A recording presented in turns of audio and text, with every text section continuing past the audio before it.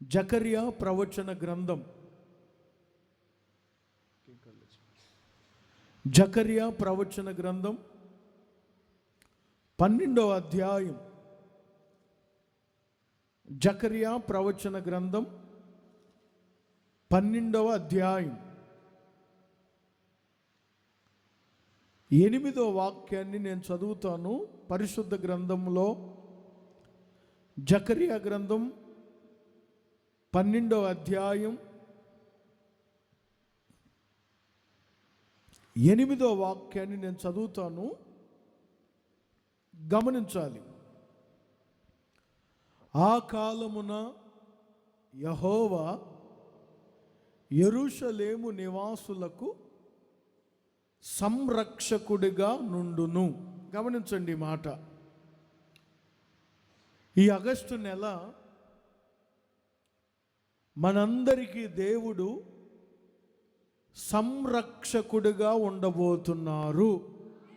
విశ్వసించిన వారందరూ బిగ్గరగా ఒక్కసారి చేతులెత్తి హల్లెలూయా అని చెప్పండి. ఇంకొంచెం గట్టిగా చెప్పాలి. అక్కడ నన్ను బలపరిచిన మాట, నన్ను ధైర్యపరిచి మీతో దేవుడు చెప్పమన్న మాట ఏమిటంటే సంరక్షకుడు అనే మాటను మీరు గమనించండి. ఇది కొంచెం చదువుతున్నప్పుడు నాకు క్రొత్తగా అనిపించింది. యెరూషలేము నివాసులందరికీ యెహోవా సంరక్షకుడిగా ఉండును. ఇశ్రాయేలు ప్రజలను గురించిన దేవోక్తి ప్రవక్త అయిన జకర్యా ద్వారా బయలుపరచబడిన ప్రవచనం ఇది. 12వ అధ్యాయం ప్రారంభ వాక్యం నుంచి మీరు చదువుకోండి. చాలా విషయాలు రాయబడి ఉంటాయి అక్కడ. వారు ఎలా నడిచారో, ఎలా నడవకూడదో, ఎలా నడిచినందువల్ల వారు ఇబ్బందులు ఎదురయ్యారో, కొన్ని రోజులకి ప్రవక్త ద్వారా వారి జీవితాల్లో శుభవర్తమానం బయలుదేరింది. ఆ శుభవర్తమానం ఏమిటంటే యెరూషలేము నివాసులందరికీ యెహోవా సంరక్షకుడిగా ఉండును. ఈ సంఘానికి, మీ కుటుంబాలకు, లేదా ఈ వర్తమానం ఎంతమంది వినుచున్నారో వారందరికీ యేసయ్య సంరక్షకుడిగా ఉండునుగాక, సంరక్షకుడిగా ఉండునుగాక. సంరక్షకుడు అనే మాటకు అర్థమయ్యేటట్లు చెప్పాలంటే ఒక వ్యక్తిని కానీ, ఒక వస్తువును కానీ కాపాడే వ్యక్తిని సంరక్షకుడు అంటారు. ఒక వ్యక్తిని కానీ, ఒక వస్తువును కానీ, లేదా ఒక గ్రామాన్ని కానీ, ఒక పొలాన్ని కానీ, ఒక పట్టణాన్ని కానీ కాపాడే వ్యక్తిని సంరక్షకుడు అంటారు. సంరక్షకుడు అనే మాటను 3 విధాలుగా బైబిల్లో పోల్చి చెప్పారు పండితులు. సంరక్షకుడు అనే మాటకు పర్యాయ పదాలు ఏమిటంటే కాపాడేవాడు 1, 2 పోషించేవాడు, 3 రక్షించేవాడు. సంరక్షకుడు అనే మాటకు 3 విధాలుగా అర్థమయ్యేటట్లు చెప్పాలంటే చెప్పండి. కాపాడేవాడు, పోషించేవాడు, రక్షించేవాడు. ఎక్కువగా చివర్లో రక్షకుడు అని ఉంది కాబట్టి ఎక్కువగా ఈ మాటను బైబిల్లో రక్షకుడుగానే ఉపయోగించారు. రక్షకుడన్నా, రక్షణాధారమన్నా, రక్షించేవాడన్నా, సంరక్షకుడన్నా ఇవన్నీ ఒకటే మాట.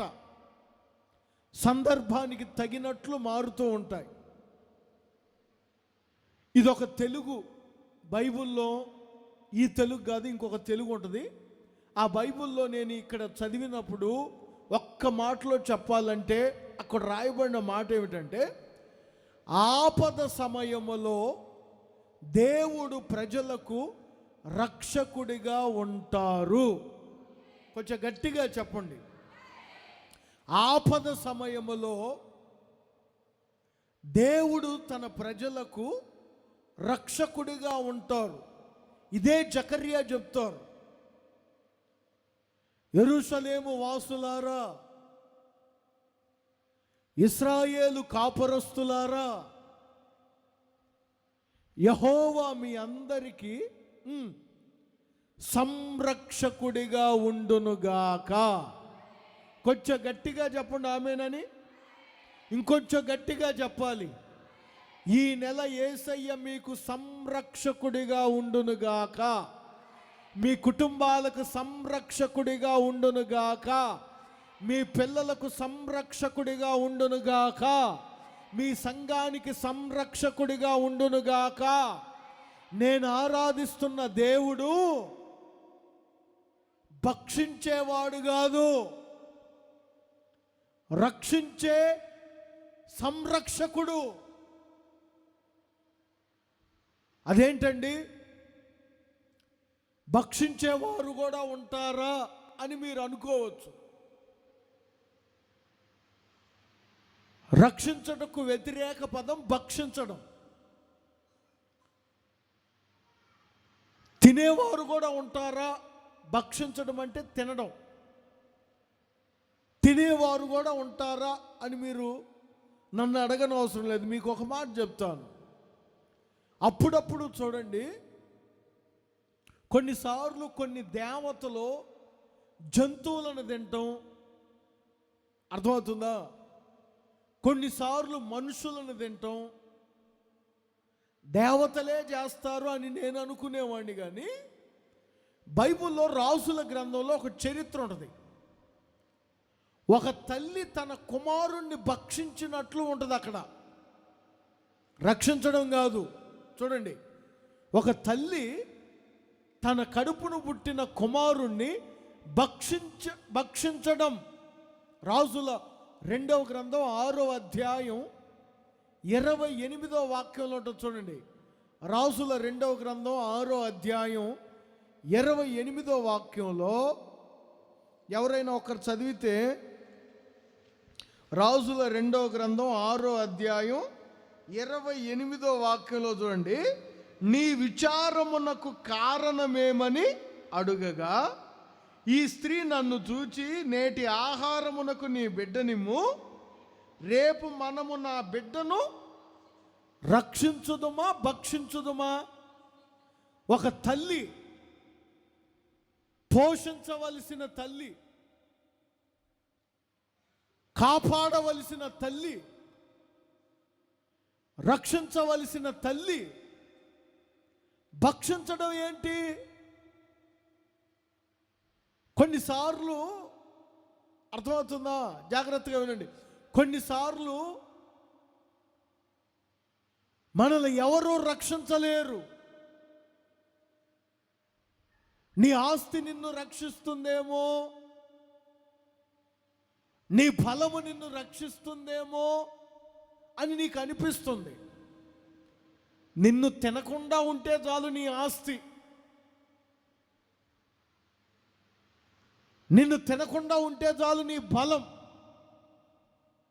నిన్ను మృంగకుండా ఉంటే చాలు నీ కులం. అర్థమవుతుందా? యేసయ్య అలా కాదు. ఆయన మీకు ఈ నెల సంరక్షకుడిగా ఉండునుగాక. అందరు చెప్పండి, చేతులు పైకెత్తి గట్టిగా ఒక్కసారి హల్లెలూయా అని చెప్పండి. ఇంకొంచెం గట్టిగా చెప్పాలి. భక్షించే దేవుడు కాదు, నిన్ను రక్షించే దేవుడు. నేను ఆరాధిస్తున్న యేసయ్య ఈ నెల నీకు సంరక్షకుడిగా ఉండునుగాక. కొన్నిసార్లు మనల్ని కొన్ని రక్షిస్తాయేమో అని మనం అనుకుంటాం. మీరు 33వ కీర్తనలోనికి వస్తే అక్కడ ఒక మాట ఉంటుంది చూడండి. 33వ కీర్తనలో 16వ వాక్యం 17వ వాక్యాన్ని మీరు గమనిస్తే 33వ కీర్తన 16వ వాక్యం 17వ వాక్యం చూడండి. ఏ రాజును సేనా బలము చేత రక్షింపబడడు. చూడండి, రక్షించుటకు గుర్రము అక్కరికి రాదు, రక్షించుటకు నీ కులం అక్కరికి రాదు. నా బలం ఉందిలే అనుకుంటే నీ బలము నిన్ను రక్షించలేదు, నీ కులము నిన్ను రక్షించలేదు, నీ డబ్బు నిన్ను రక్షించలేదు. ఏ రాజు తన సేనా బలము చేత రక్షింపబడలేరు.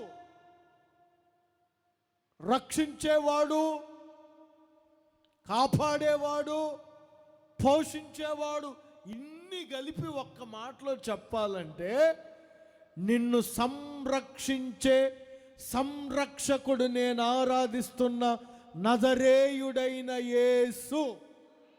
కొంచెం గట్టిగా చెప్పండి ఆమేనని. ఆయన ఈ నెల మీకు సంరక్షకుడిగా ఉండునుగాక. అందుకే క్రొత్త నిబంధనలో యోహాను సువార్త 12వ అధ్యాయం, క్రొత్త నిబంధనలో యోహాను సువార్త 12వ అధ్యాయం 47వ వాక్యంలో స్వయముగా యేసయ్య ఈ మాట చెప్తారు. చూడండి, 12వ అధ్యాయం 47వ వాక్యంలో చివరిలో ఒక మాట ఉంటుంది చూడండి.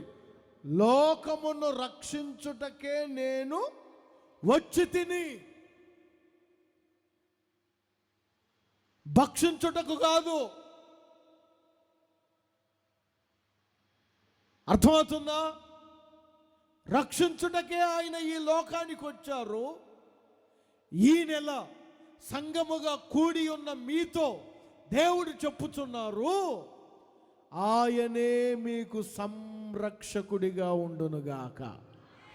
బయలుదేరాడు. ఈరోజు మీ వద్దకు ఆయన బయలుదేరాడు. మిమ్మును రక్షించుటకే ఆయన బయలుదేరారు.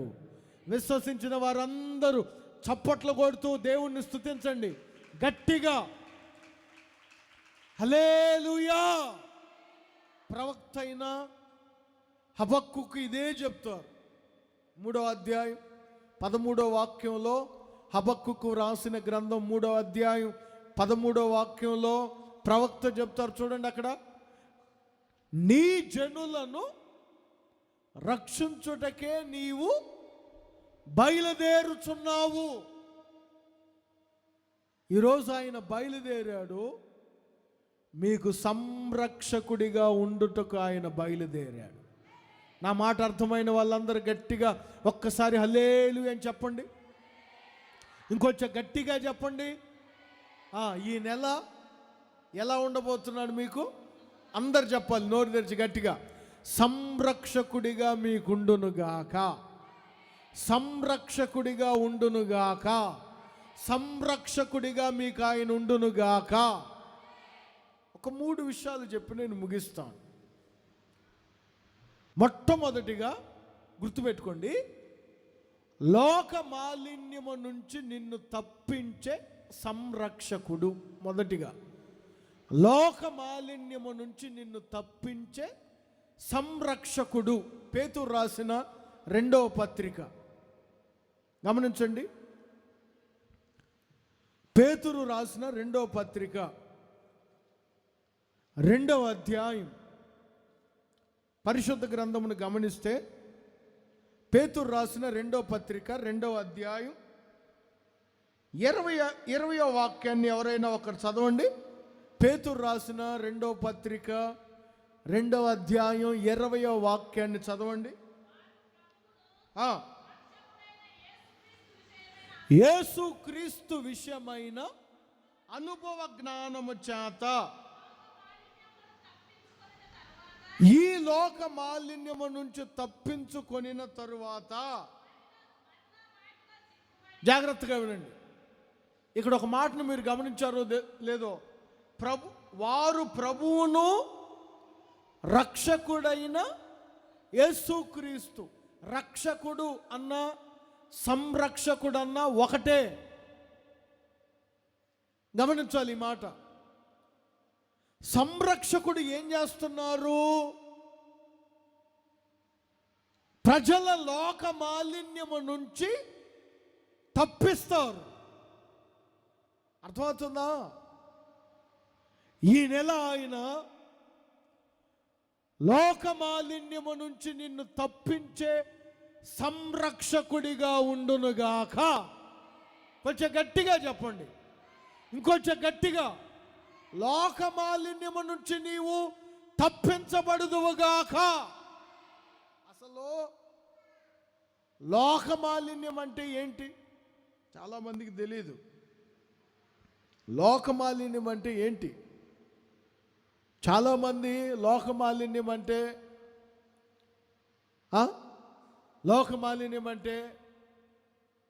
దేవుని నమ్ముకోనని వారందరిని దూరం పెట్టడం, దేవుని నమ్ముకున్న వారందరితో మాట్లాడకుండా ఉండడం, మన మీద పెద్ద పరిశుద్ధుల్లాగా ప్రవర్తించడం, ఇది లోక మాలిన్యం నుంచి తప్పించబడటం అనుకుంటా. లోక మాలిన్యం అంటే ఏంటో తెలుసా?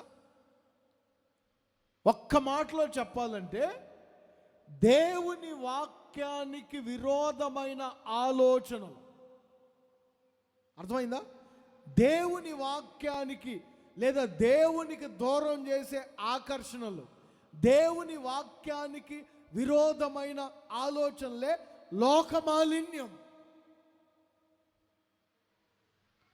ఈరోజు దేవుని నమ్ముకున్నామని చాలామంది చెప్తున్నారు, కానీ దేవుని నమ్ముకున్నామని చాలామంది చెప్పుకుంటారు, కానీ లోక మాలిన్యం నుంచి తప్పించబడరు.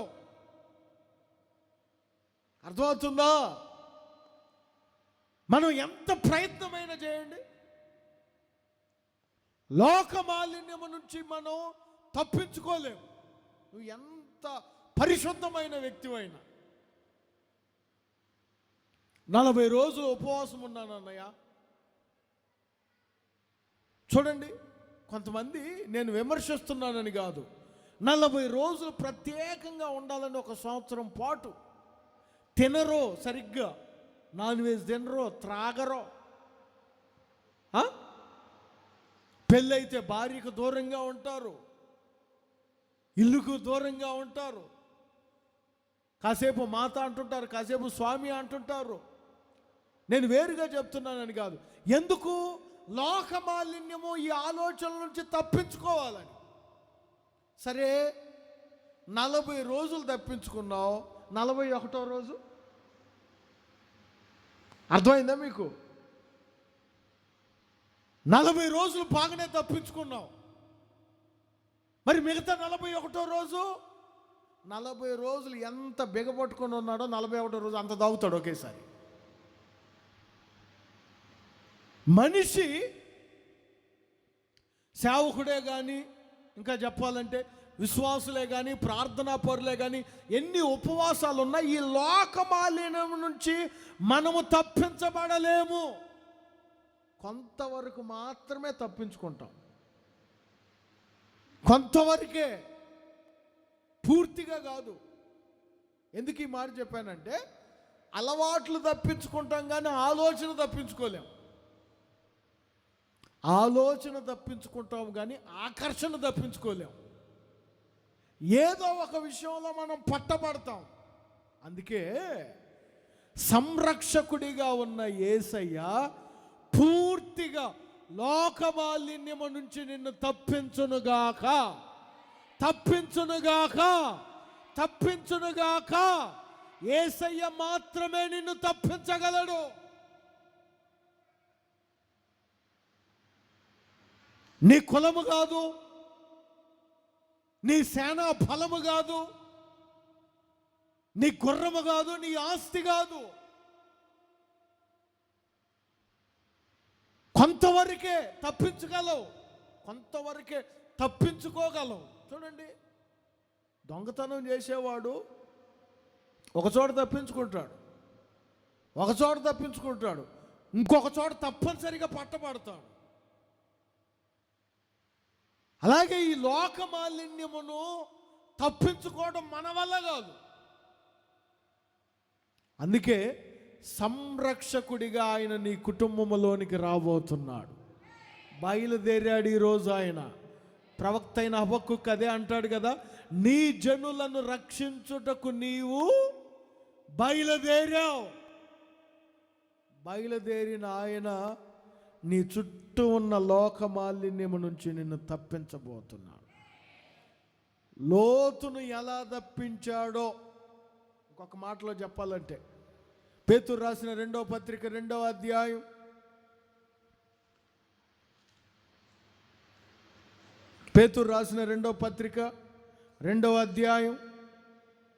7వ వాక్యాన్ని చూడండి. ఎవరైనా ఒకరు చదవండి. పేతురు రాసిన 2వ పత్రిక 2వ అధ్యాయం 7వ వాక్యం.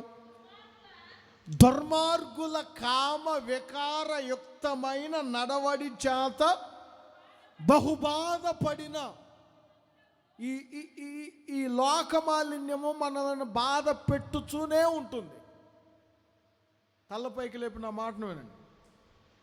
కామ వికార, చూడండి ఏంటది, ఈరోజు చెప్తాను చూడండి మీకు. కామ వికారయుక్తమైన నడవడి, దాని అర్థం ఏంటో తెలుసా? అది ఎలా ఉంటుందో తెలుసా? కామం, క్రోధం, లోభం, మోహం, మదం, మత్సరం. కామం, క్రోధం, లోభం, మదం, మత్సరం. ఇవే కామ వికారయుక్తమైన ప్రవర్తన. కామ వికారయుక్తమైన ప్రవర్తన. ఒక్క మాటలో చెప్పాలంటే ఇతరులకు హాని కలిగించే ప్రవర్తన.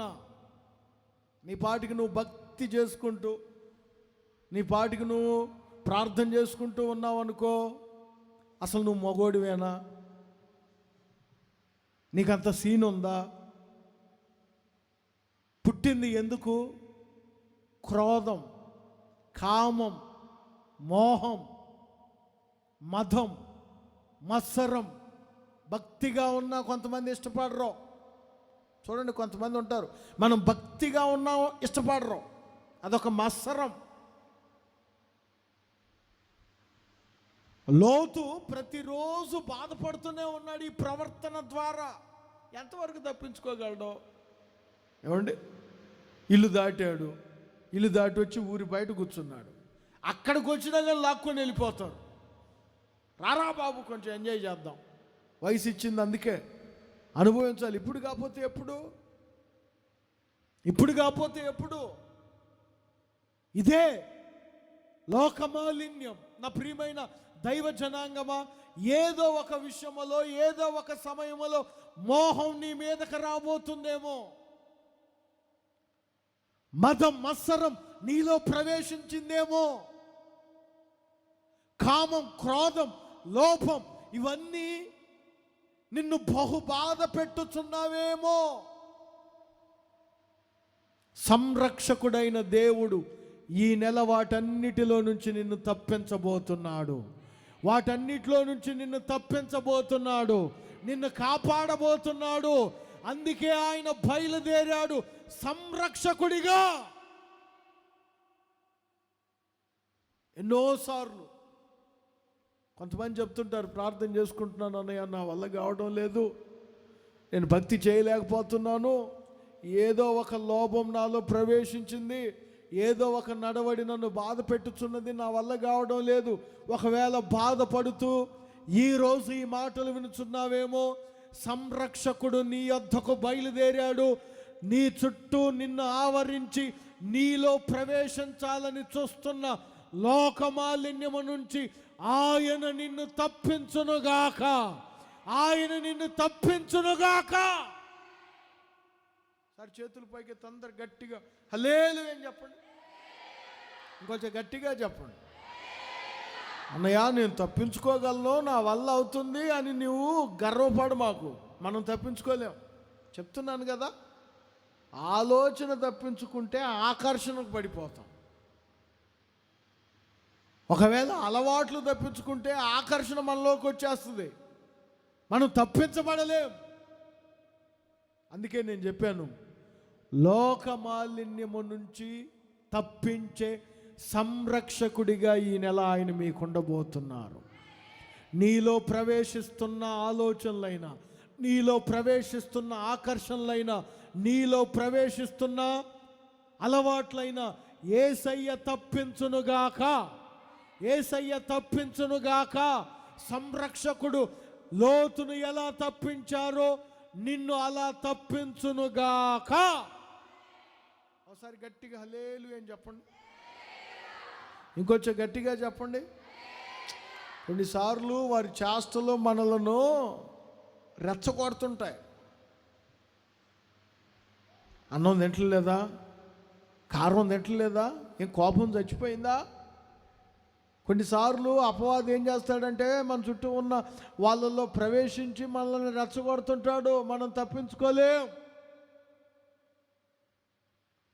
యెహోవా యెరూషలేము నివాసులకు సంరక్షకుడిగా ఎలా ఉన్నారో నీకు, నీ ఆత్మీయ జీవితానికి, నీ కుటుంబానికి, నీ సంఘానికి ఆయన సంరక్షకుడిగా ఉండబోతున్నారు. విశ్వసించిన వారందరూ ఒక్కసారి చేతులు పైకెత్తి హల్లెలూయా అని చెప్పండి. ఇంకొకటి చెప్తాను. రెండోది ఏంటంటే నిన్ను హెచ్చించే సంరక్షకుడు. అందరు చెప్పండి ఏంటి? కొంచెం గట్టిగా చెప్పాలి.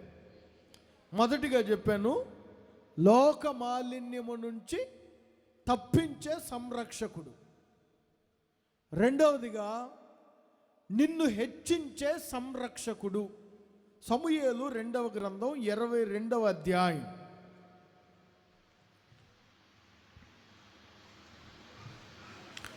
సమూయేలు 2వ గ్రంథం 22వ అధ్యాయం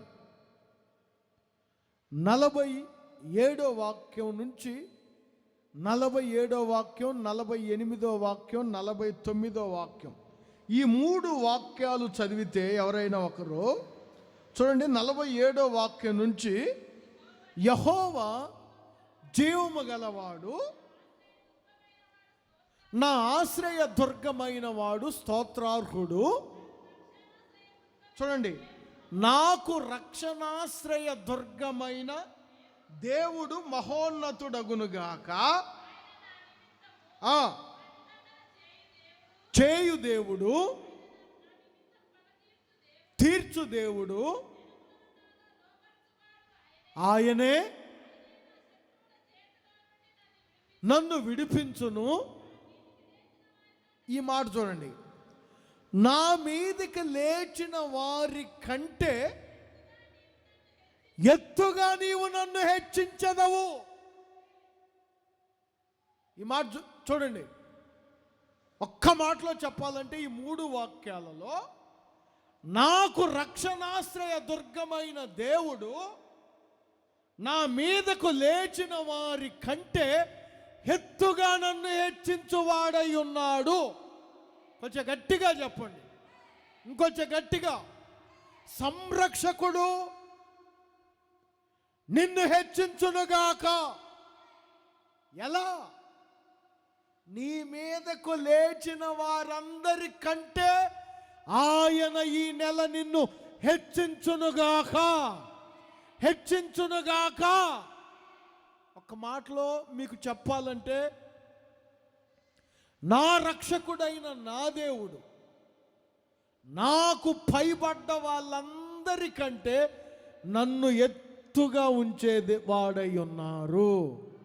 ఈ నెల ఆయన నిన్ను హెచ్చించబోతున్నాడు. ఎంత హెచ్చించబోతున్నాడో తెలుసా? చెప్పండి ఒకసారి. చూడండి, నాకెళ్ళి చూడండి, తల్లపైకి లేపి. ఎంత హెచ్చించబోతున్నాడో తెలుసా? ఆస్తిలో అని చెప్పను నేను, వ్యాపారంలో అని చెప్పను నేను, మీ పొలాల్లో అని చెప్పను నేను. ఎంత మిమ్మల్ని హెచ్చించబోతున్నాడంటే, గడిచిన నెలల్లో నీ మీదకి ఎంతమంది లేచారో నీకు గుర్తే ఉంటుంది. వారి కంటే ఎత్తుగా నిన్ను హెచ్చించబోతున్నాడు. కొంచెం గట్టిగా చెప్పండి. గడిచిన నెలలలో, గడిచిన దినాలలో చీటికి మాటికి నీ మీద లేచారే,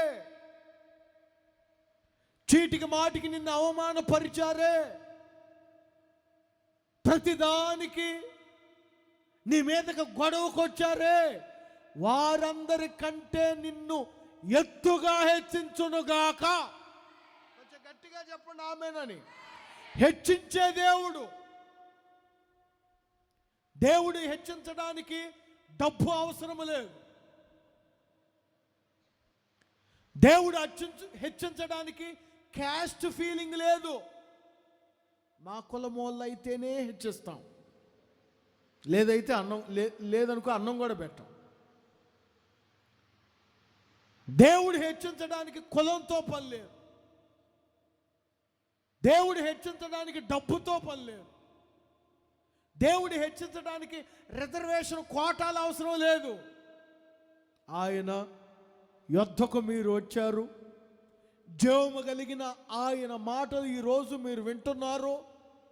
ఆయన సంరక్షకుడిగా నిన్ను హెచ్చించునుగాక, నిన్ను హెచ్చించునుగాక. కొంతమంది దేవుడు హెచ్చించే వరకు ఉండరు. పెద్ద సమస్య ఇప్పుడు అదే.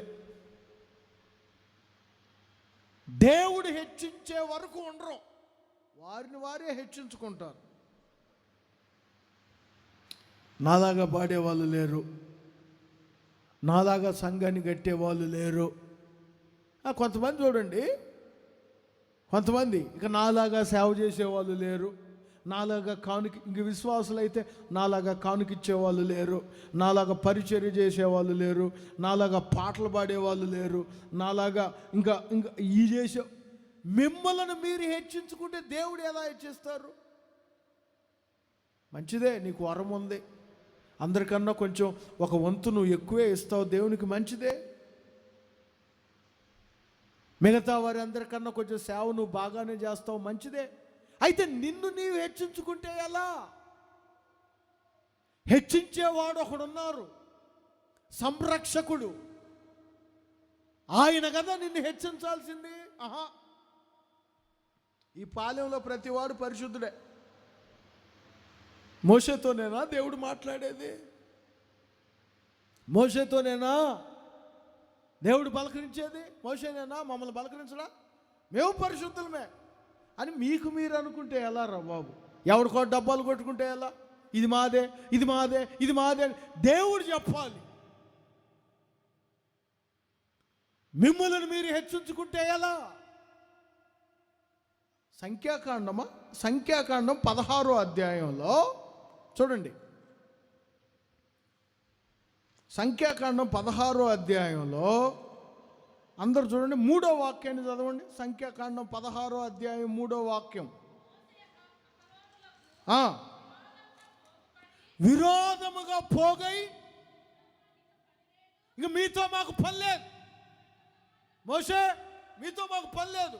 దేవుడు మాతో కూడా మాట్లాడతారు, దేవుడు మాకు కూడా చెప్తాడు, రూట్ మ్యాప్ మాకు కూడా ఇస్తాడు. ఎల్లు సముద్రంలో పడి సావు.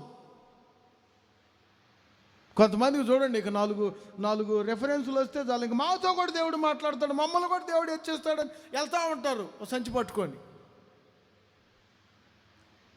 మోషే మీతోనేనా దేవుడు మిమ్ములను మీరు హెచ్చించుకుంటే ఎలా? హెచ్చించువాడు దేవుడై ఉన్నారు. కొంచెం గట్టిగా చెప్పండి ఆమెను. హెచ్చించువాడు దేవుడనే సంగతి ఎప్పటికీ మర్చిపోకూడదు. మీతో మాకు ఇక పని లేదు, ఈ సర్వ సమాజం ప్రతివాడు పరిశుద్ధుడే.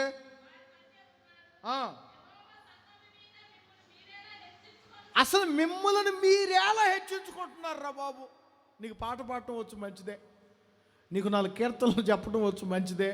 నీకు నిన్ను నీవు ఎలా హెచ్చించుకుంటున్నావు? ఓహో, వీళ్ళ సంగతి ఇలా ఉందా అని మీరందరూ ప్రత్యక్ష గుడారం దగ్గరికి రండి, మీ సంగతి రేపు తెలుస్తా అని చెప్పి అందరూ వచ్చిన తర్వాత చూడండి, అందరూ వచ్చిన తర్వాత మోషే గురించి ఒక మంచి సాక్ష్యాన్ని చెప్తాడు దేవుడు. నా ఇల్లంతటిలో మోషే నమ్మకమైన. నిజంగా చెప్తున్నాను, దేవుని దగ్గర అంత మంచి పేరుందని మోషేకి అప్పటికి వరకు తెలియదు. నేను ఎంత మంచోడినా దేవుని దగ్గర? నా సేవకుడైన మోషే భూమి మీద ఉన్న వారందరిలో మిక్కిలి సాత్వికుడు. దేవుని దగ్గర మోషేకి అంత పేరుందని మోషేకి అప్పటి వరకు తెలియదు. ఈరోజు మీకు ఒక సీక్రెట్ చెప్పనా? కొన్ని సందర్భాలలో నీవు ఎవరో నీకు తెలియడానికి నీ చుట్టూ నిన్ను అవమానపరిచే వారిని దేవుడే పెడతాడు. అర్థం కాలేదా? కొన్ని సందర్భాలలో నీవెవరో నీకు తెలియటానికి నీ చుట్టూ ఉన్న వారి చేతనే నీకు అవమానం కలుగజేస్తారు. ఆ రోజు మోషే చుట్టూ ఉన్నవారే మోషేను అవమానించకపోతే, మోషే ఎవరో, దేవుని యొద్ద మోషే స్థానం ఏమిటో, దేవుని దృష్టిలో మోషేకి ఇచ్చిన ప్రాధాన్యత ఏమిటో మోషేకి కూడా తెలిసేది కాదు. అందుకనే ఒకవేళ నిన్నెవరైనా నీ మీద అనవసరమైన మాటలు మాట్లాడుతున్నారా, నిన్నెవరైనా నిందిస్తున్నారా, నీ మీద అనవసరంగా ఏమైనా రూమర్లు చెప్తున్నారా, చెప్పనివ్వండి, అననివ్వండి, మీరు మౌనంగా ఉండండి. దేవుడే ఒకరోజు సాక్ష్యం ఇవ్వబోతున్నాడు. దేవుడే మిమ్మల్ని హెచ్చించబోతున్నాడు. దేవుడే మిమ్మల్ని గణపరచబోతున్నాడు. నా మాట అర్థమైన వాళ్ళు ఒకసారి హల్లెలూయా అని చెప్పండి. హెచ్చించువాడు దేవుడే. నిజంగా మోషే చుట్టూ ఉన్నవారు ఆ రోజు మోషేను అవమానపరచకపోతే మోషే స్థానం దేవుని దగ్గర ఏమిటో మోషేకు కూడా తెలిసేది కాదు. నా ప్రియమైన ఈ మాటలు వినుచున్న వారులారా, నీ చుట్టూ ఉన్నవారి కంటే నీ చుట్టూ ఉన్నవారి కంటే నిన్ను ఎత్తుగా హెచ్చించబోతున్నాడు. మంచి మాట అది.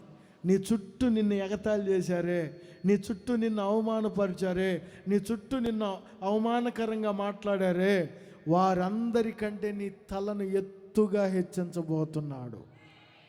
మీరు సమూయేలు రెండవ గ్రంథం 7వ అధ్యాయంలో చూడండి. సమూయేలు 2వ గ్రంథం 7వ అధ్యాయం 18వ వాక్యంలో ఒక మాట మీరు చదవాలి. ఇప్పుడు చదివితే సమూయేలు 2వ గ్రంథం 7వ అధ్యాయం 18వ వాక్యంలో, దావీదు రాజు లోపల ప్రవేశించి యెహోవా సన్నిధిని కూర్చుండి ఇలాగ మనవి చేసిన, నా ప్రభువా యెహోవా, ఇంతగా నీవు నన్ను హెచ్చించుటకు నేనెంతటి వాడినో. క్వశ్చన్ మార్క్ ఉంటుంది, గుర్తుపెట్టుకోండి. దాని అర్థం చెప్తాను. నేనెంతటి వాడను, నా కుటుంబం ఏ పాటిది, ఇంత హెచ్చుగా చేసిన ఈ రెండు మాటలు గమనించండి. తల్లపైకి లేప. నేనెంతటి వాడను. రెండోది అంటే నేనెంతటి వాడను అని అన్నాడంటే తను ఎంత నీచమైన వాడో తెలీదా? గమనించాలి ఈ మాట. తనకు తెలుసు అది. నేను ఎంతటి వాడినో నాకు తెలియదా? ఈ రోజున ఆశీర్వదించబడిన తర్వాత నీ స్థితి మర్చిపోతే ఎలా? నీ కుటుంబం ఏ పాటిదో తెలీదా? నీ స్థితి ఏమిటో తెలీదా? దావీదులో ఉన్న తగ్గింపే చూడండి. అందుకే సౌలు 1000 కొలదియు దావీదు 10,000 కొలది. అదేంట్రా, ఒక రాజు 1000 కొలది ఏంటి? శత్రువులను చంపడం. ఒక గొర్రెల కాపరి 10,000 కొలది ఏమిటంటే కేవలం దావీదులో ఉన్న తగ్గింపే దావీదు దేవుని ద్వారా హెచ్చింపబడేటట్లు చేసింది. కొంచెం గట్టిగా చెప్పండి ఆమెను. ఇంకొంచెం గట్టిగా. దావీదుకు తెలుసది ఎంత హెచ్చింపు. ఈరోజున చాలామంది వారిని వారు హెచ్చించుకుంటారు. కాదు, నిన్ను హెచ్చించే సంరక్షకుడు ఈ నెలని శత్రువుల కంటే నీ తలను పైకెత్తబోతున్నాడు. మంచి మాట అది. నన్ను ఎగతాళి చేసిన వారు, నా చుట్టూ హేళనగా మాట్లాడిన వారందరికంటే నా తలను ఎత్తుగా హెచ్చించునుగాక. నా రక్షణాశ్రయ దుర్గము ఈ నెల నన్ను హెచ్చించునుగాక. మొదటిగా చెప్పాను, లోక మాలిన్యము నుంచి నిన్ను తప్పించే సంరక్షకుడు. రెండవదిగా చెప్పాను, నిన్ను హెచ్చించే సంరక్షకుడు. ఇంకొకటి చెప్తాను, ఈ నెల నిన్ను కదలనివ్వని సంరక్షకుడు. ఆమేనని చెప్పండి. ఇంకొంచెం గట్టిగా చెప్పండి. ఏంటి మూడో మాట ఏంటి? నిన్ను కదలనివ్వని సంరక్షకుడు. కీర్తనల గ్రంథం 62వ కీర్తన, కీర్తనల గ్రంథం 62వ కీర్తన 5, 6, 7 చదవండి.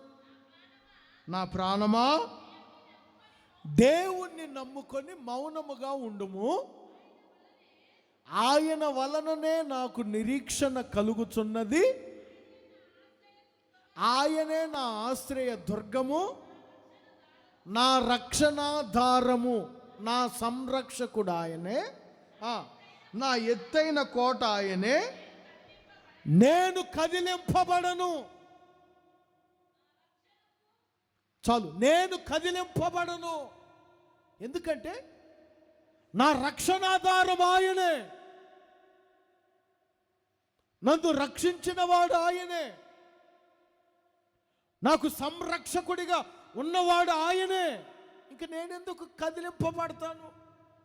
బాధలు లేవా? ఉన్నాయి. ఎందుకు లేవు? కొంతమంది చెప్తారు, మాకు అన్ని బాధలేనన్నయ్య. ఎవరికి లేవు? ఇబ్బందులు లేవా? ఎవరికి లేవు? శ్రమలు రావడం లేదా? ఎందుకు రావడం లేదు? కూర్చున్న మీకు ఒక రకమైన బాధ, నిలబడి చెప్పుచున్న మాకు కొన్ని రకాలైన బాధలు ఎవరికి లేవు? మరి అయినా అన్ని బాధలు పెట్టుకొని నువ్వు మౌనంగా ఉన్నావేంట్రా దావీదా? ఏంటి అంటే, నా రక్షణ దారు, నాకు సంరక్షకుడు ఉన్నారు, ఇంకా నేనెందుకు కదలాలి?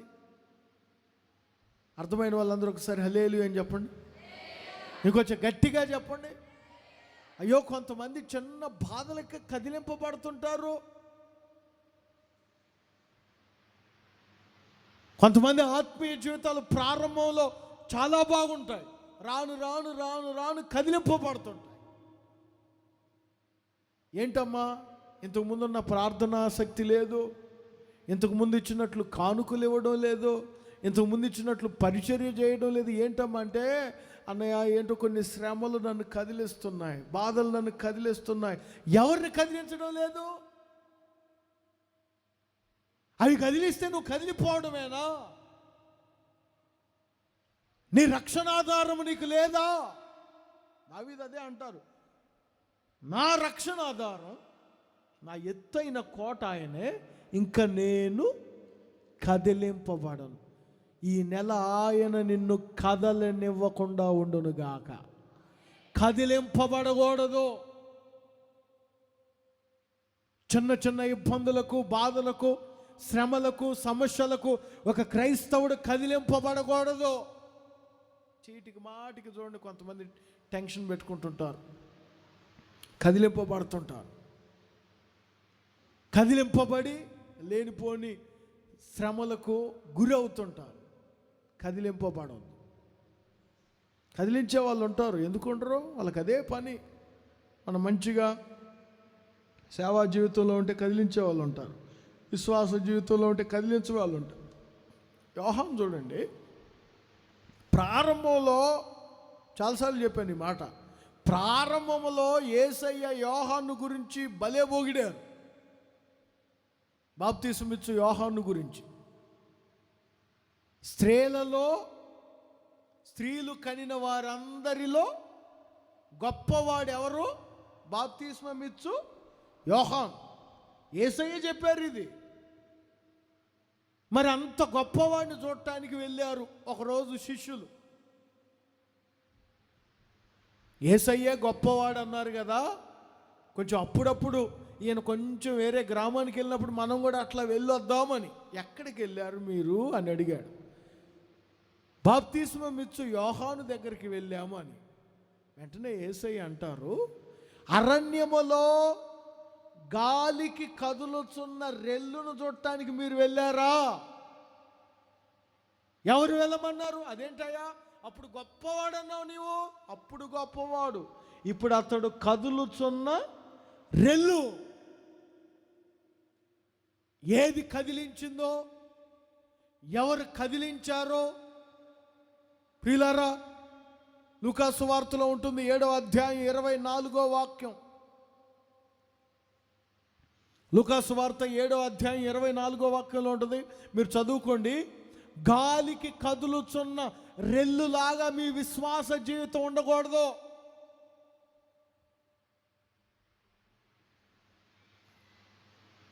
కదిలింపబడని ఒక క్రైస్తవునిగా మీరుందురుగాక. కొంచెం గట్టిగా చెప్పండి.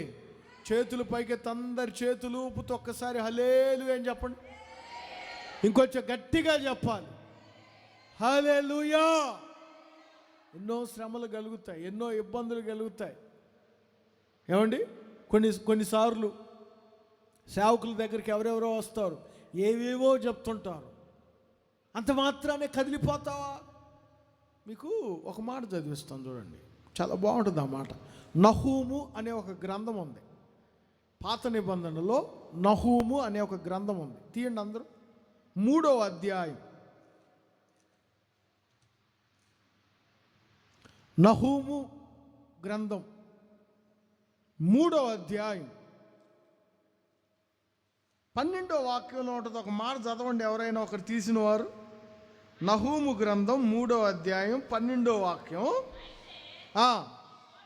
నీ కోటలన్నీ అకాలపు పండ్లు గల అంజూరపు చెట్ల వలె ఉన్నవి. ఈ మాట చూడండి, జాగ్రత్తగా మీరు అండర్లైన్ చేసి పెట్టుకోవచ్చు. ఒకడు వాటిని కదిలింపగానే తినవచ్చిన వాడి నోట్లు టక్కన పడిపోతున్నాయి. నువ్వేం పండువురా బాబు? అర్థమైందా మీకు? ఎవడన్నా వస్తాడా చెట్టు దగ్గరికి, కర్ర తీసుకొస్తాడు, ఒక పండును కదిలిస్తాడు, వాడు కదిలించక వెంటనే ఈ నోట్లో పడిపోతుంది. అంత వీకా? కొంతమంది చెప్తుంటారు, ఏం నచ్చిందమ్మా వాళ్ళు, ఏం నచ్చింది, నా కోసం కోసుకుంటానన్నాడు అన్నయ్య. అంత వీకా నువ్వు పడిపోవటానికి? ఏమి నచ్చిందిరా పిల్లలో అంటే, నా కోసం పాయసం చేసుకొచ్చింది అన్నయ్య. అంత వీక్. ఈ కాయ ఉంది చూడండి, ఒకడు వచ్చి వాటిని కదిలింపగానే స్ట్రాంగ్గా ఉండొద్దా? వెంటనే ఠకామని నోట్లో పడిపోతుంది. అదే కదా, ఒకడు వాటిని కదిలింపగానే పండ్లు తినవచ్చిన వాని నోట. ఇదేం పండు? ఎవరు కదిలిస్తే కదిలిపోవడానికి, ఎవరు బెదిరిస్తే బెదిరిపోవడానికి. నీ సమర్పణ ఎక్కడ? నీ విశ్వాసం ఎక్కడ? నీ త్యాగం ఏది? మీరు ఎప్పుడైనా ఒక మాట చదువుకోండి. గాలి వచ్చెను, వాన కురిసెను, గాలి విసిరి ఆ ఇంటి మీద కొట్టెను, దాని పునాది బండ మీద వేయబడినందున ఎవడు దానిని చెప్పండి ఇప్పుడు చెప్పండి, ఎవడు దానిని కదిలింపలేకపోయెను. ఆమేన్ చెప్పండి. గాలి రావాలి, వాన కురవాలి, వరదలు రావాలి, గాలి విసిరి నీ మీద కొట్టాలి, ఏమాత్రం నువ్వు కదిలింపబడకూడదు. ఎందుకంటే నా రక్షణాధారము నాకు ఎత్తైన కోటగా ఉంది. కొంచెం గట్టిగా చెప్పండి ఆమేన్. ఎవడో వచ్చి టింగున, బాబు ఇంక చాలే, ఇంక సేవ చాలే అని వాడు కదిలించిన వెంటనే ఇంక సంచి పట్టుకొని పోవటమా, వాడి పండ్లు వాడి నోట్లో పట్టమా? ఎవడో వచ్చి కదిలింపగానే, ఎవడో వచ్చి చిన్న శ్రమ పెట్టగానే, చిన్న బాధ కలగగానే కదిలింపబడితే నువ్వేం క్రైస్తవుడివి? ఈ నెల నిన్ను కదలనివ్వని సంరక్షకుడై ఉన్నాడు. కొంచెం గట్టిగా చెప్పండి ఆమేనని. లూకాసు వార్త 6వ అధ్యాయం 48వ వాక్యంలో అదేనా ఉంది? లూకాసు వార్త 6వ అధ్యాయం 48వ వాక్యంలో ఏమనుంది? వాడు ఇల్లు కట్టవలెన నుండి లోతుగా త్రవ్వి బండ మీద పునాది వేసిన వాడిని పోలి ఉండను. వరద వచ్చి ప్రవాహము ఆ ఇంటి మీద వడిగా కొట్టినను అది బాగుగా కట్టబడినందున. అది నీ విశ్వాస జీవితం బాగుగా, నీ ప్రార్థనా జీవితం బాగుగా, నీ పరిచర్య బాగుగా కట్టుకో. ఎవడో నిన్ను కదిలింపనివ్వని బండగా నువ్వు స్థిరపరచబడుదువుగాక. అందరు చెప్పండి ఆమేనని. ఇంకొంచెం గట్టిగా చెప్పండి. 3 విషయాలు చెప్పాను. లోక మాలిన్యము నుంచి తప్పించే సంరక్షకుడు, రెండవదిగా నిన్ను హెచ్చించే సంరక్షకుడు, మూడవదిగా నిన్ను కదలనివ్వని సంరక్షకుడు. యెహోవా యెరూషలేము నివాసులకు సంరక్షకుడిగా ఉండునుగాక. యేసయ్య ఈ సంఘానికి, ఈ సంఘములో ఉన్న విశ్వాసులకు, ఈ సంఘములో ఉన్న సేవకులకు, ఈరోజు కూర్చొని ఈ మాటలు వినుచున్న వారందరికీ సంరక్షకుడిగా ఉండునుగాక. ఈ నెల సంరక్షకుడు మీ జీవితంలో కార్యాలు చేయునుగాక. లోకమాలిన్యము నుంచి నిన్ను తప్పించునుగాక, నిన్ను హెచ్చించునుగాక, నిన్ను కదలనివ్వకుండా స్థిరపరచునుగాక. సంరక్షకుడు మీ యొద్దకు బయలుదేరాడు. ఆయన కార్యాలు ఈ నెల మీరు చూడబోతున్నారు. ప్రభు ఈ మాటలు మీ హృదయములో భద్రపరచునుగాక.